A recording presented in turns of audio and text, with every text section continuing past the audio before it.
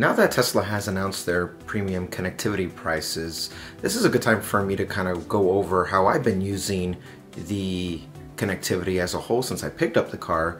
Because I do have it for 1 year for free as a trial, it's worth looking into to see if this is something that I want to continue having after my year elapsed. If I want to pay $120 a year, effectively $10 a month, or is it better just to do the Bluetooth approach with my phone, and let's kind of weigh the pros and cons of both. So right from the start, Tesla does post what the difference is between having the standard connectivity and the premium connectivity on their site. And the only thing that you would maintain if you had the standard is navigation. Everything effectively what they would consider the bells and whistles is what you'd be paying the $10 a month for. And it is also worth noting, depending on your location, that you will be using the AT&T carrier for the connectivity. I personally use T-Mobile, and sometimes I'm in a place where if I have only 1 bar or no signal with T-Mobile, I will have at least 2 to 3 with AT&T. So the signal strength is something worth considering. But if you are someone who is a fan of Verizon, or if any of that matters to you, AT&T is the carrier.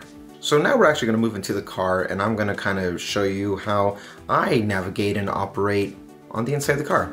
So let's go.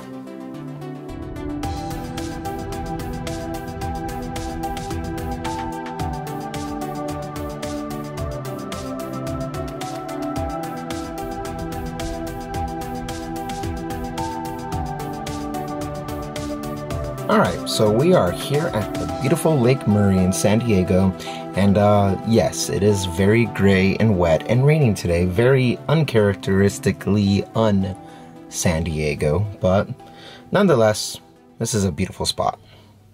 Okay, so what we see here is exactly what everyone will get if you do not pay into the premium connectivity. A gray map with no traffic data on the freeways or the back roads, and it is a very bare and naked layout. What premium connectivity gets you is this, and also traffic information. So all those little lines that you see that come in, that's all the traffic data. If you're not a fan of the satellite view and you just like having the data of the traffic, you can still have this information presented to you. And as we pinch in here, we let it render out, as you see. And this is kind of the speed of what I get off of the LTE. Right up here, you see where the LTE is.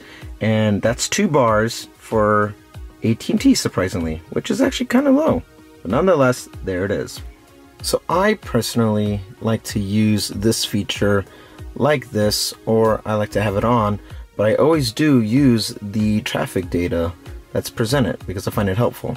However, it is important to note that you still get live data based off of the locations that you want to put into everything here, and it will still give you proper, accurate timing. So for me, if I wanted to go get some Japanese curry, that right there, all this information, is still accurate, and you'll have that information presented to you with or without having the premium connectivity. That stuff does not change. Another thing worth noting here is that if you don't stay with the premium connectivity, you'll be letting go of the web browsing. But realistically, if you're the one driving, you're not going to be using this feature while you're on the road, or you shouldn't. And admittedly, I don't actually use the web browser as I thought I would, because I find that the interface of loading everything is just way too slow. You have quicker response time if you're using your phone. One thing that I find very useful when I am charging my car away is having YouTube. Because I have YouTube Premium and I pay for that, I don't know what the ads and all that stuff is like here, but I like the idea of just jumping into something and it going. So say I'm charging my car, or I have some downtime and I want to catch up on what my friend Drew's doing, I will click his video and get right into it.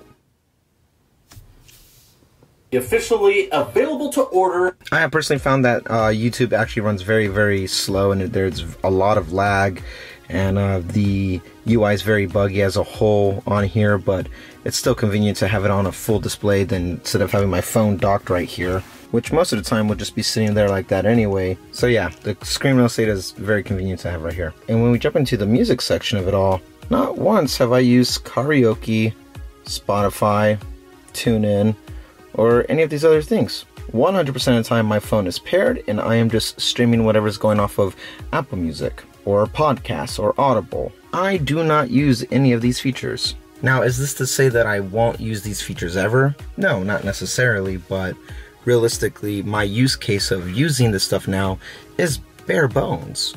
If I was to continue paying for this $10 a month, what I would be paying for really is having a satellite view and having the traffic data that comes up on there, just because I like the ease of use of everything just being right there easier. But are there alternatives to any of this where it doesn't cost you anything? Yes. Before having the Tesla, when I had my Jetta, I had CarPlay. But personally, I liked CarPlay more. Personally, I like using Apple Maps. I don't like using Google Maps. I never used Google Maps, and I like the interface of what Apple always had, and even more so when it came to CarPlay. So if I had to choose between the two, I would rather have CarPlay, but as it is, Tesla just has their own UI for the whole screen, which I'm okay with. It's a good workaround. I play my music off of Apple Music, so I don't use Spotify, which is now put into the UI of this. So that's another difference for me why I don't really use the premium stuff. Streaming is convenient, but at this point in this current version, it's really, really buggy. So it's more of a nuance than anything else, and more than I am willing to kind of sit through. I would just put YouTube on and have the Bluetooth go through. And I'm not sure if I've addressed this before, but the Bluetooth lag has been fixed. So now when you watch or play a YouTube video, for example, there's no latency anymore. It's simultaneous with the audio, so there's no delay, which I find very refreshing. So if you were asking me personally, I don't think I would continue paying for it at this current state because I don't find a use case for it. If within the next year software makes it more smooth and less laggy, less buggy, then that's something I'd probably consider using as my primary. But as it is, I use my phone for 90% of it all, with the exception of traffic navigation, just because it's already put in there, and having the full self-driving go to the beat of that is way more convenient. So those are my thoughts about the premium connectivity, and I would love to know what your guys' thoughts are. If you have a Tesla now, are you grandfathered in where you can have it for life of the vehicle?